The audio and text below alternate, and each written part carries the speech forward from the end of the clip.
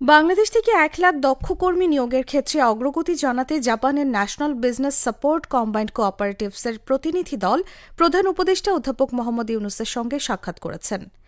রোববার বিকেলে রাষ্ট্রীয় অতিথি ভবন যমুনায় ২৩ সদস্যের একটি প্রতিনিধি দল প্রধান উপদেষ্টার সঙ্গে সাক্ষাৎ করেন। সোমবার প্রধান উপদেষ্টার উপপ্রেস সচিব আবুল কালাম আজাদ মজুমদার এ তথ্য জানান। এ সময় প্রবাসী কল্যাণ ও কর্মসংস্থান উপদেষ্টা আসিফ নজরুল ও প্রধান উপদেষ্টার এসডিজি বিষয়ক মুখ্য সমন্বয়ক লামিয়া মোর্শেদ উপস্থিত ছিলেন। উপপ্রেস সচিব আবুল কালাম আজাদ মজুমদার জানান, national business support combined cooperatives হল ৬৫টিরও বেশি কোম্পানির একটি জাপানি ব্যবসায়িক ফেডারেশন, যারা সম্প্রতি দক্ষ বাংলাদেশি কর্মী নিয়োগের সুবিধার্থে বাংলাদেশের সঙ্গে একটি সমঝোতা স্মারক সই করেছে।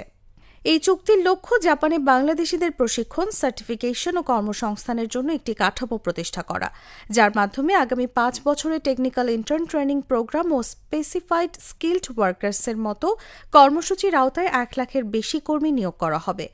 প্রতিনিধি দলের সদস্যরা জানান, স্বাক্ষরিত সমঝোতা স্মারকের আওতায় প্রথম ধাপে আগামী বছর ২,০০০ দক্ষ কর্মী নিয়োগের বিষয়টি প্রক্রিয়াধীন।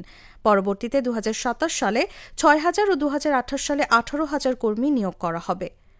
এর মধ্যে নির্মাণ খাত, সেবা খাত, এভিয়েশন খাত, গার্মেন্টস ও কৃষিতে সবচেয়ে বেশি কর্মী প্রয়োজন বলে জানান তারা। পাশাপাশি আগামী দিনে গাড়ি চালক, অটোমোবাইল ও রিসাইক্লিং খাতে দক্ষ কর্মীর চাহিদা বাড়বে বলেও জানান তারা।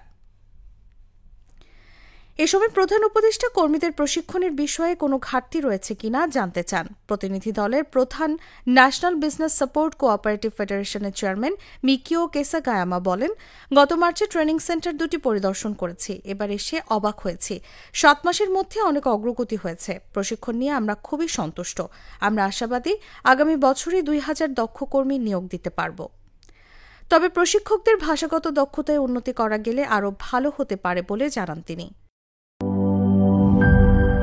বিশ্বের সর্বাধুনিক প্রযুক্তিতে প্রস্তুতকৃত Arik silver wash detergent powder ৫০০ গ্রাম মাত্র ৭০ টাকা। রিমার্ক।